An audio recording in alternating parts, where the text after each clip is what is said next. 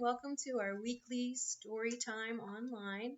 In honor of Pride Month, we're going to read And Tango Makes Three by Justin Richardson and Peter Parnell. This story is a true story about a family of penguins at the Central Park Zoo in New York City. Chinstrap penguins. In the middle of New York City, there was a great big park called Central Park. Children love to play there.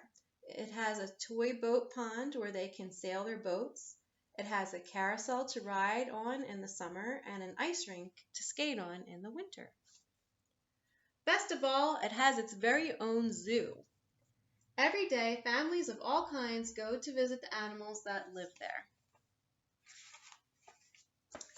But children and their parents aren't the only families at the zoo. The animals make families. There are red panda bear families with mothers and fathers and furry red panda bear cubs. There are monkey dads and monkey moms raising noisy monkey babies. There are toad families and toucan families and cotton-top tamarin families too. And in the penguin house, there are penguin families.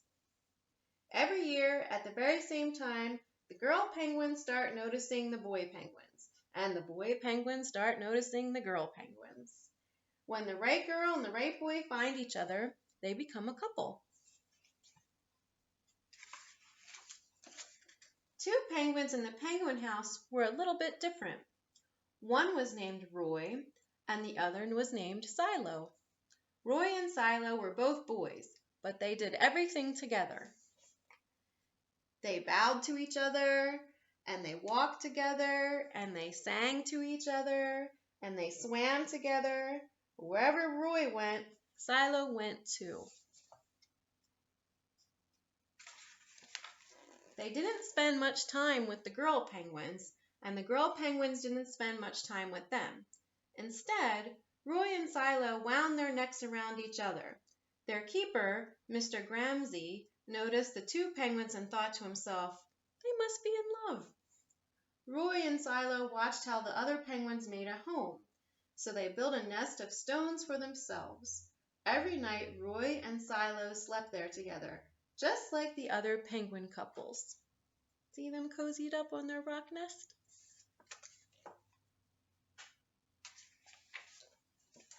And every morning, Roy and Silo woke up together. But one day, Roy and Silo saw that the other couples could do something that they could not.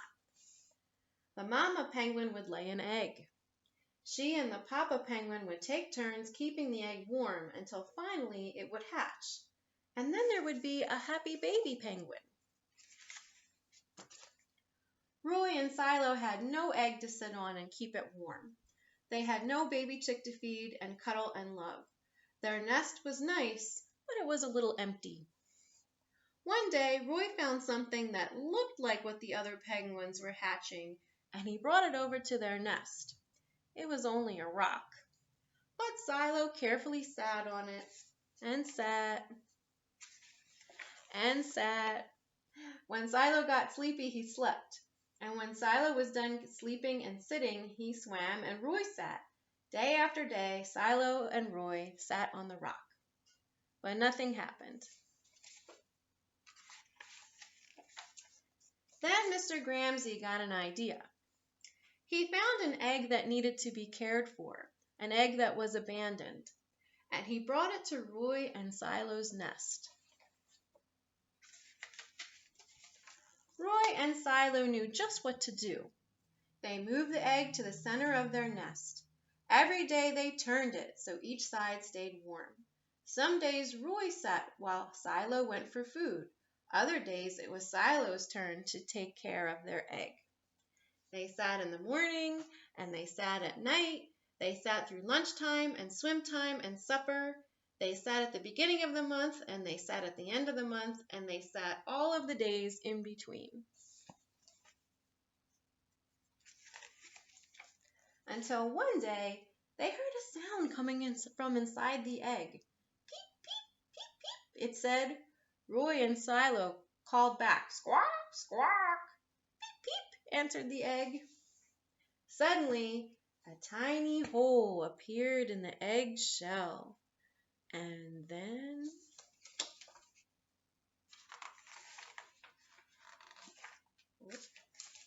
crack! Out came their very own baby. She had fuzzy white feathers and a funny black beak. Now Roy and Silo were fathers. We'll call her Tango, Mr. Gramsci decided, because it takes two to make a tango. Roy and Silo taught Tango how to sing for them when she was hungry. They fed her food from their beaks. They snuggled her in their nest at night. Tango was the very first penguin in the zoo to have two daddies. Soon Tango grew strong enough to leave the nest. Roy and Silo took her for a swim, just like all the other penguin families. And all the children who came to the zoo could see Tango and her two fathers playing in the penguin house with the other penguins. Hooray, Roy! Hooray, Silo! Welcome, Tango! Everyone cheered. At night, the three penguins returned to their nest. They snuggled together, and like all the other penguins in the penguin house, and all the other animals in the zoo, and all the families in the big city around them, they went to sleep. So this is the author's note. All of the events in this story are true. Roy and Silo are called chinstrap penguins because of the delicate line of black feathers that loops under their beaks, as if to hold a hat in place. After years of living side by side in the Central Park Zoo, they discovered each other in 1998, and they have been a couple ever since. Tango, their only chick, was born from an egg laid by another penguin couple named Betty and Porky. That couple had often hatched their own eggs, but they had never been able to care for more than one at a time. In 2000, when Betty laid 2 fertile eggs, Rod Gramsci decided to give Roy, Silo, and one of those eggs a chance to become a family. If you go to the Central Park Zoo, you can see Tango and her parents splashing about in the penguin house along with their friends, including Nipper, Squawk, Charlie, Wasabi, and Pee-wee. There are 42 chinstrap penguins in the Central Park Zoo and over 10 million chinstraps in the world. But there is only one Tango. Well, I hope you enjoyed that story about families and how much families love and care for each other. Have a great week, and I will see you next week. Bye!